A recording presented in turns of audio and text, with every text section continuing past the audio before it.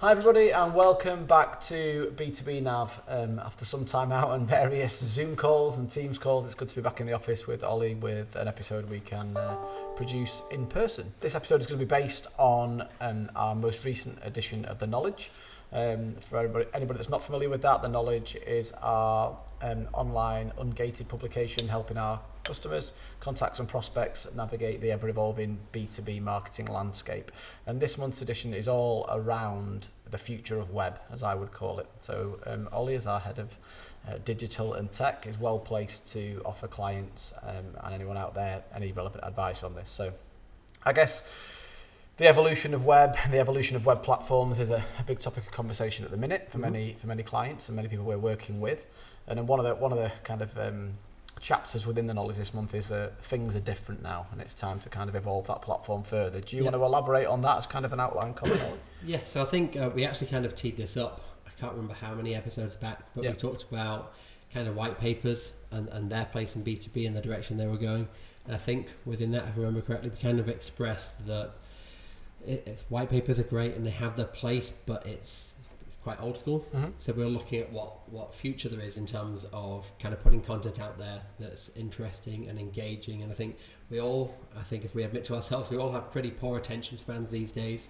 So it's trying to position content in a way that really engages the user, keeping it short, keeping it snappy, keeping it engaging and flowing and moving and surprising with something new.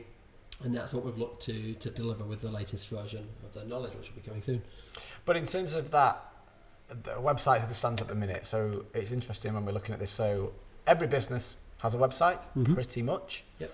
And from your experience, is that something that once it's built, they continue to invest and develop, or is it quite static for a period of time? What's your take on that kind of thing? I mean, I guess it depends very much on the company, but I think for in the B2B space, certainly we see most of the time that that's a very static thing. You developed it. Often you've not really consulted users or had users involved or customers involved in the process of designing and building that. You launch it and it stays like that for an awfully long period of time. And you might build the odd extra template here and there as you go throughout that journey. Yeah. But it's rare that companies are really looking at that and looking at how well it's working and looking at how to evolve it. So no, I think at the moment it's probably too much on the static side. And do you think that's because in the past it was quite a central aspect of the marketing mix? So it was kind of let's drive traffic to the website, whereas now with the introduction of social channels, with the introduction of different avenues and that kind of user journey, it's not all orientated where everything points towards that website. And what's your take on that as a statement? Yes, you've got a point which it's not necessarily the central piece these days, in that there are social pages where people can go to and can be a bit more of that hub. So if you're putting content out there, for example, somebody might not visit your blog anymore to explore your content. They might be getting all that from a social media point of view. But I still think the website plays a very central role in a lot of your activity. It's no longer a linear journey of somebody finds out about you, they go to your website, they find out a bit more, and then they contact you. Obviously, as we know, the journey's far more complicated than that these days. There's a lot of steps involved. There's a lot going backwards and forwards, going between your social channels and your website, going between competitors, and then back to your website, doing a lot of comparison. But I think your website's still very central. I think the main trend for me is all around user experience and customer experience, and realizing that delivering a good customer experience is what people expect these days, largely from the trends that we're seeing in B2C, that delivering a good customer experience can be a major differentiator when it comes to making a buying decision. So I think we're finally catching up to that and creating web experiences that deliver on that promise. And in terms of that buyer journey and that kind of linear experience, because I guess what I would term old or aged website designs, whether it's based on a template or whatever, but followed the key principles of here's who we are, here's about us, here's our work, here's our team, contact us, which I think are pretty generic on most people's websites, regardless of the company size.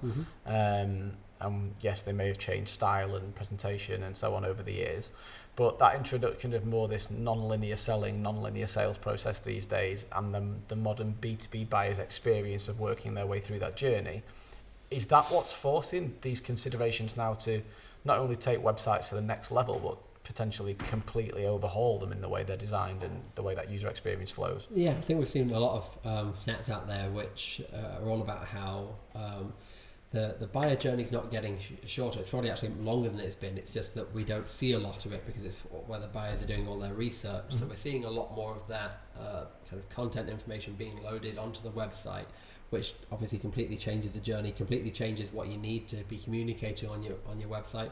Before it was, I'd say if we go back to, let's say 20 years ago, your website was focusing very much on who you are, what you do, get in touch if you want to know more. Yeah. Whereas these days they've had to include more because now it's much more about selling yourself and explaining your benefits to your buyer instead of just explaining your particular offering to them, to the point where you're often educating and being that informative person to somebody that they're not necessarily looking for a solution at this stage. They're looking more for information gathering or whatever it may be. Information gathering, that they're looking at the challenges that they're having rather than searching for a solution, which has resulted in a lot more content, a lot more information, and a completely changed buyer journey, I suppose.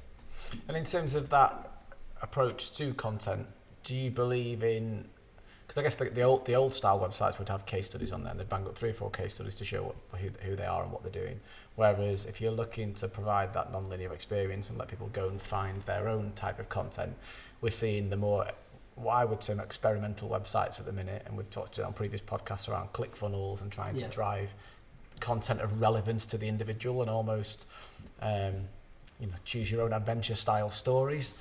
It's just getting the user to the information they're looking for, which ties back to the non-linear selling point, which is obviously if we think about again how you communicate the passage, your message in the past, it would be here's our 5 stages of the things that we want to tell you about, and we believe you'll work your way through those stages, and probably in the past we did, because that's kind of what buyers were more accustomed to.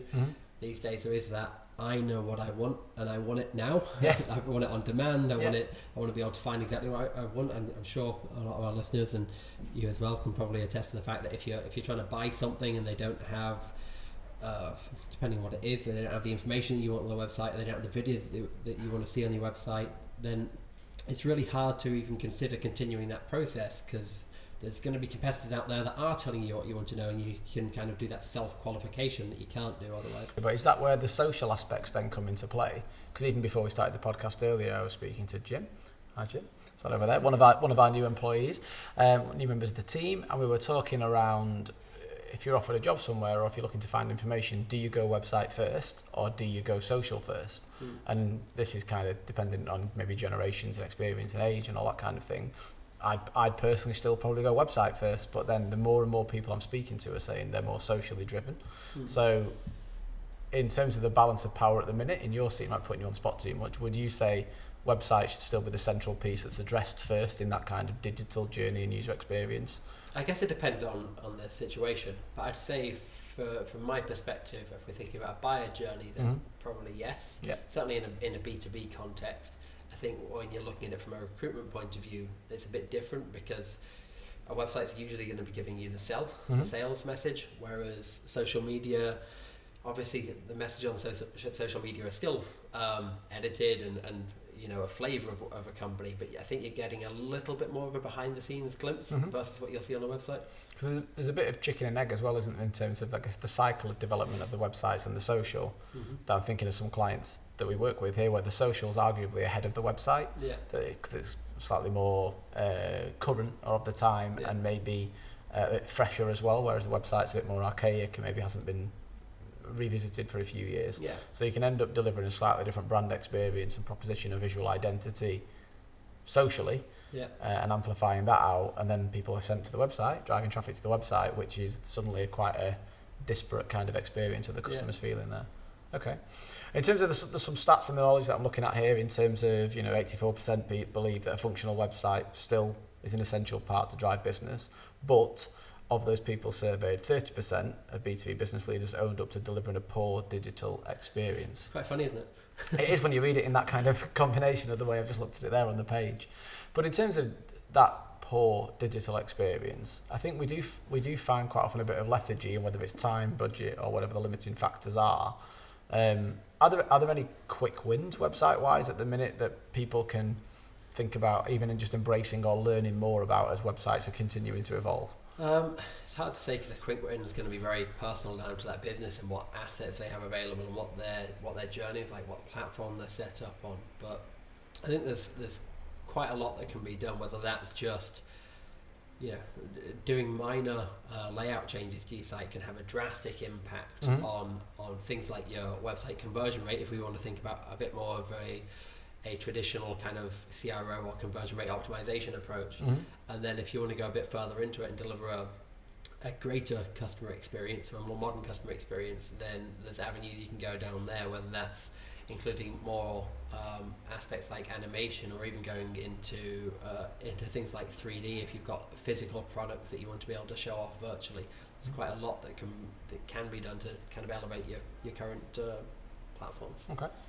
And then turning our attention slightly towards e-commerce, in the sense of, I think we've seen obviously the rapid digital transformation or acceleration of digitalization across the globe since the pandemic hit. I saw some stat that was, I think it was something, what was it, 4 years in 8 weeks or something like that. It progressed, or I can't remember the stat, but something to that effect, wasn't it, in terms of the impact that had had overnight. And with people maybe not being able to gather face to face as much, meet and kind of sign deals or do business as much as they used to do in a physical manner. Obviously digital's going to have a big play in that, but then e-commerce for me comes to the forefront of the mind of how can you sell or engage your products even quicker through delivering that online experience. And particularly with some of the clients we work with in kind of like, I suppose in any sector at the minute where you're a middleman, so you take from person A and you ship it to B, or you distribute, maybe you take somebody else's products and distribute it to markets that they can't reach. I think there's a nervousness in that, certainly that distribution model, that the future of distribution or that middleman relationship may move straight to an e-commerce line where the primary manufacturer or producer chooses to market their products and services in online. some B2C industries. One that comes to mind I was actually talking about earlier is mattresses, where that happens a lot these days. You bypass the mattress store, you're going straight to the manufacturer. Well, you've seen it a lot I see the consumer side of things, but in B2B you can certainly see the reluctance in B2B, I think, was that digitalization point of people weren't willing to invest in it because they thought it'll just be as it is, whereas I think whether the pandemic's forced people's hands to consider that side even more. I definitely think there's no doubt that there's a challenge when you think about B2B and e-commerce. It's not as straightforward because whatever you're selling is nearly always going to be far more complex and an involved decision than a B2C sale. But I think too often we see companies using that as a reason not to try. Whereas I think there's a lot of ways that you can do it. So we're working with a client at the moment where they, rather than having a B2C kind of open e-commerce site where anybody can log on and buy stuff, it's more of a back end or a distributor portal sort of thing, so that if you're an existing buyer or distributor, you can just go straight on, see stock and order stock. And order it through there, so you don't have to kind of engage with the salesperson each time. You don't have to fill in manual orders. It's all automated and seamless, and that doesn't preclude you from having a relationship with an account manager. It's just helping to smooth things along. The account manager can still be involved, talk you through it, help process it, follow up. But I think too often we're seeing that as a barrier where people say like, no, our product's complicated, so we're not going to do I think you hear that a lot, and also in B2B you tend to hear, because in B2C obviously there's a set price for an iPad. If you go to Apple, you buy the iPad and there's a set price for that. Whereas in B2B there's quite often, well, we sell the iPad to Ollie for 1,000 and we sell the iPad to Matt for 900.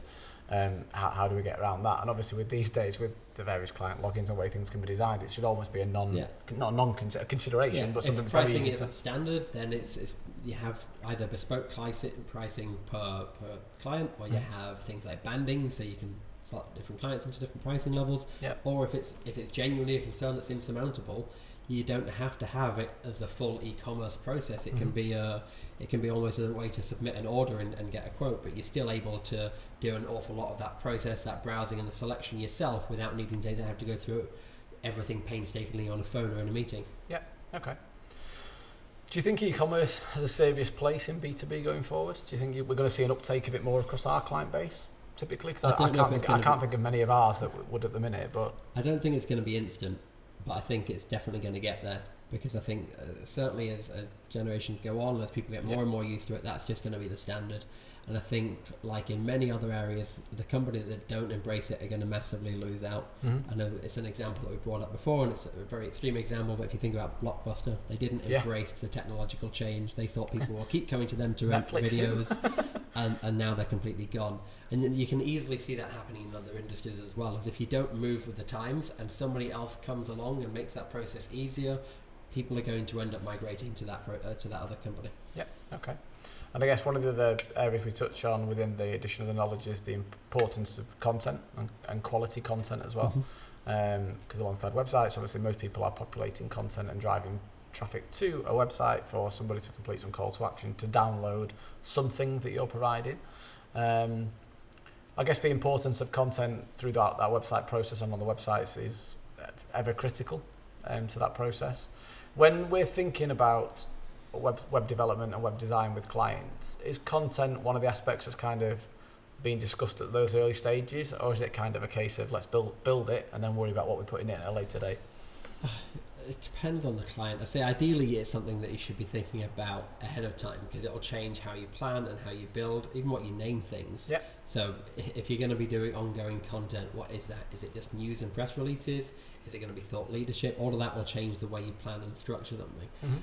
But if we try and move beyond just getting people's details in exchange for content, i.e. just having gated content, where we capture details but we know nothing else past that point, and moving more towards trying to make sure that people actually read and value the content, and we have to start thinking about how to create a journey that really supports that, which tying back to what we were saying at the beginning is what we're looking to achieve with our new edition of the knowledge. Yeah, okay. And tying into what you said there about delivering that experience, so we hear the word experience an awful lot at the minute in B2B, and it's often poorly defined or undefined in people's explanations of what they're actually referring to. But when we're talking about the experience of somebody on a website, what's your take on that? What's your overarching kind of explanation of that? I can sum it up as it's the feeling that you get from using a product or a service, in this case a website. So does it leave you feeling positive or does it not? If the answer is no, if it's cumbersome, if it's frustrating, or if it's just dull, then you walk away from that experience with no enhanced feeling, or possibly even a worse feeling towards the brand that you're interacting with. If you can nail that and get it really right, then that's something that person can go and feel happy about, feel positive towards future engagements, and depending what it is, and if that's appropriate, potentially sharing it with other people and getting colleagues involved and things like that. I'm not saying that if you've got a great piece of content that's really unique, that's going to go like wildfire and everybody's going to share it with everybody. But in some situations that will happen if it's relevant to people. Well, the other stat in the knowledge that 88% of users are less likely to return to a website after a bad user experience. I'm surprised it's not higher. I was quite surprised that was only 88%, because I think for me personally, my personal life, as I say, if you have that bad experience on the web, you probably avoid it like the plague. Unless you've got no alternative. Potentially. Okay. And I guess in terms of the future of websites, in terms of the direction we're seeing them head in, and we've touched on it in one of the previous podcasts around the non-linear experience and kind of moving towards what's been notionally termed as Web 3.0 and the future of web design. Have you got any nuggets on that, or any kind of insights into the general direction of the kind of Web 3.0 thinkings for the meantime? I think we've already seen some aspects of it coming in. I think we're still very much at early stages. I think some of the popular terms you'll have heard mentioned in recent years, things like AI, I think are going to be playing a much wider role in content and web experiences. So for example, if I remember correctly, as part of Marketo's offering, which is a marketing automation platform, they have something that was termed Content AI. I believe they've renamed it now, but it would basically be surfacing content on your website that would be relevant to users, and based on which pieces of content people were clicking and certain profiles were clicking, they'd show more or less of that content to make sure that people were more engaged with your site. And I think we'll see more of that, whereby we're surfacing content or information that's relevant to users on an automatic basis, and relying on AI to make that sort of decision. We're seeing the same sort of AI being used in the likes of search engines to help you find the content you're looking for, within your voice searches to help make sure that's giving you the right responses. So I think we'll see more and more of that helping people navigate to the right information. Great. And I think another area that we touched on briefly a little while ago was I think there's definitely a role for 3D graphics and that kind of thing to help bring to life, I guess, more physical things that can't be easily shown within a virtual environment typically. So street maps have obviously been doing this for years. I often use it from the point of view if I'm travelling somewhere I don't know, where's the car park? It really just helps you understand, because it's easier to understand than looking at a top-down map. But the same goes for any of our clients when we're looking at anything that's kind of more larger equipment, industrial equipment, or physical equipment in general, because you can just look at it, you can spin it around, you can get a different view. I was using it the other day on the Currys website to look at coffee machines and being able to see different angles of it and understand what was going on there. So I think we'll see more and more of that. And actually Currys is a great example for anybody not familiar with Currys. It's an electronics retailer in the UK. They have AR and VR experiences now for looking at some of their products. Also, they've implemented recently a kind of a live video chat where you can have somebody in store walking around and show you different products. I saw that on the adverts. Yeah. So obviously, I'm presuming that's in partial response to coronavirus and not being able to visit stores, but that technology is going to be here to stay. That's just making your online experience better, finding different ways to, I guess, bring physical experiences to a virtual world. And I suppose in terms of reservations to people updating and overhauling the websites and bringing it into that kind of more modern era, we'd recommend going back to purpose. What's the purpose of the website? What purpose do you want it to serve? Is it a lead gen website? Is it more about awareness, and where does it fit into that marketing mix and buyer journey? But there's a lot of reticence, I guess, from people sometimes to even go near the website because they've either been burnt in the past or had bad experiences, or it's taken too long, or it's seen as a very costly exercise. Is that still the case to this day in terms of if you want to improve or uplift an existing website, can modifications be made to kind of pull it through, or is it best going back to the start and starting afresh? I suppose like anything, it really does depend. There's always the possibility to work on an existing site, and provided it's not everything that needs to change, that's probably where we'd recommend starting. Certainly if you've had professional developers working on it the first time around, there's a good chance that it's been built in a way that can be extended, and that would probably be a good starting point. What we normally recommend doing is just carrying out some initial research, get some customers on it. It's quite easy these days due to the advancements in some of the software as a service platforms. It's quite easy to have screen recording and things like that set up, so you can have your customer walk through it, explain what they're doing, and all that's recorded so they can talk through, vocalize their experience, use that kind of research to go back and start looking at how you can optimize the experience. And as you say, you don't necessarily have to completely rebuild everything. It can sometimes be quite straightforward minor changes to your existing site that can make it start working a lot better. Particularly if you look at sites like Amazon. I can't tell you the last time Amazon had a major redesign. I think it might have been more than 5 years ago at this point, but they will always be adding new things to it, always tweaking the way it works. The same with things like Facebook. Most of the changes that they do are small changes that they make on even a day-to-day basis, and then measure how they work, roll them out to more people, and so on. In terms of that continued optimization and improvements that you're making to the websites as you go, it's important that you've obviously got the tech stack and the knowledge and the insights to enable you to have those informed considerations as you go. Because I think a lot of clients, when they're in the more entry-level website kind of environment, pretty much will have, it doesn't really form part of our marketing mix. We don't get any business from the website. We do all ours at exhibitions or whatever it may be. Whereas for me, I always think, well, you don't know what you don't know. And you don't know who comes on your website and drifts off. You don't know who you don't remarket to. And I find it impossible to believe that even if you've started that conversation in person, that the website is still not forming a part of your sales process. If I'm going to meet somebody at an exhibition and they're going to tell me how great their company is, that's one thing. I'll listen to them, I'll be engaged, but then you'll go away, you'll have a look at their website and understand from that point of view what their offerings like, how trustworthy you think they are. And you might never talk to them through the website, but you've gone back and checked it, and then you'll continue that conversation with the person that you knew. And in terms of to give you that kind of level of information and insight, obviously we can talk about different podcast integration with the tech stack into your various CRM systems or marketing automation software. However, the tracking of that user whilst you've got their attention in that moment when you've got them on the website, and where they go and what they look at and how they engage with it from a tech perspective. I know there's various pieces of tech out there that can do that. Have you got any quick wins or recommendations for anybody listening to sort of think about or learn more about? Yeah, I mean, there's two platforms that spring to mind that if anybody wants to have a quick look at what people are doing on your website, you can sign up for a lead feeder trial. I think you get 2 weeks free, and that can help identify which companies have been on your website. The only caveat I'll say with Lead Reader and any of that type of IP lookup technology at the minute is it is hindered by the fact that a lot of people are working from home, which means that they're not on corporate IP networks, which means that you can't identify which company they work for.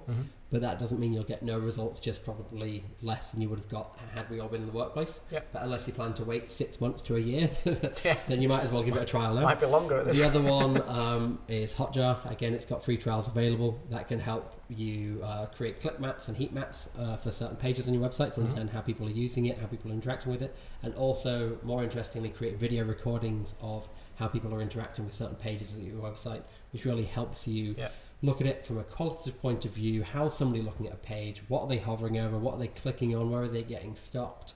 And you'll often see like really small details there that could help improve. So for example, you'll see somebody keeps clicking on a headline that they think will link through to the page, but it doesn't. They have to click the button. So that's a really simple change of, well, if everybody keeps clicking this headline, let's make the headline clickable. And we saw that with BDB's old site. We had the form designed in a way that it was very cleanly designed, but it wasn't actually apparent on one of the fields where you had to click to start typing your input. And you saw that people, if you watch these videos, they kept clicking in the wrong place.